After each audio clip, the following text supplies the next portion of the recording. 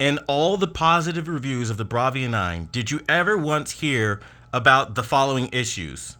An issue where the TV and its motion flow has no effect on apps when playing these apps.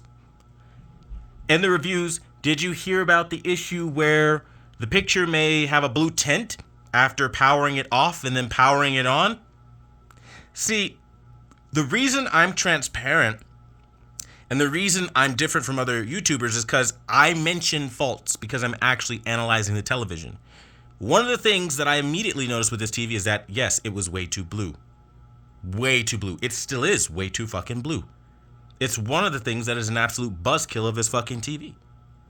But if you let all the mainstream guys talk about this TV, there's no real problem at all. It's just amazing. It's just great. This is the problem with commercials. This is the problem with glowing. Now, I understand some people might feel like I might have had a falling out with Sony or I might be put out by Sony. I'm here to remind you, I don't give a fuck about Sony or any other brand because they aren't paying my fucking bills. I'll say that again. I don't give a flying fuck about any brand because they are not paying my bills.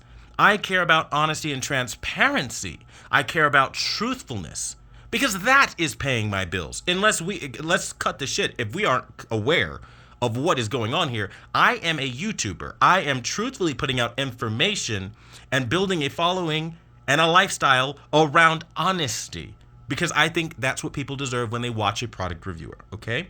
That's what's going on here. I am fighting the notion that most YouTubers adopt where they get a following and they hide all these issues that this patch right here is fixing. They only talk about the positives because God only knows we can't say a negative thing about anything in 2024. Suck it the fuck up, people. I have had enough. Enough is enough.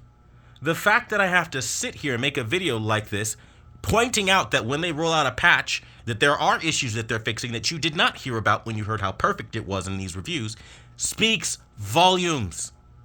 I get irritated, guys, because I'm here. I haven't even fully dove into this TV, but I did notice some downgrades.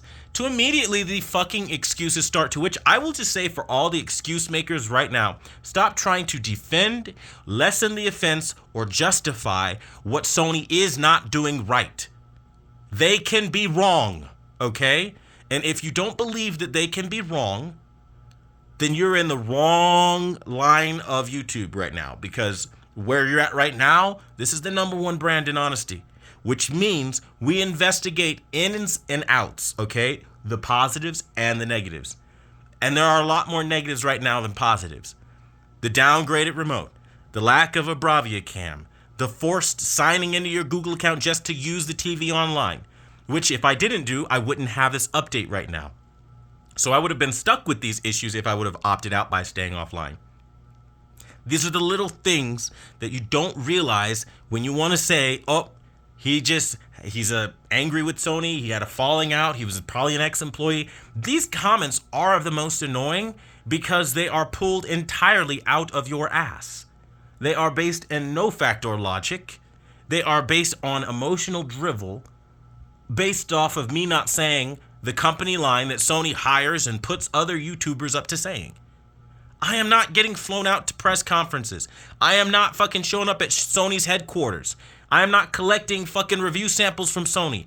I am doing this all a fucking alone by myself, day in, day out, to bring you the truth because we don't have it anymore. We let these fucking influencers destroy honest, biased, unbiased reviews. I mean, it's to a point where it's like all we get are biased reviews. All we get are fucking brought to you by that Vine customer on Amazon that had shit handed to him for free. Brought to you by Sony, who just so happens to make Value Electronics a diamond retailer, and they just so happen to win every fucking year, even when they don't have anything worth winning. They bring the goddamn fucking Bravia 9 back, or no, the fucking A95L back to win again for the OLED category, even though they don't even have an OLED. They should be disqualified just off of the fact that it's a 2024 competition. They're not. I get irritated when I watch TVs like the Bravia 9 fucking... By the way, in the short time I've had this, I've seen more bloom on this fucking TV. More bloom on this TV than I did on the TCL. Hopefully this patch fixes that. I didn't show that off just yet, but there's a lot more bloom than what I had on the TCL by a lot.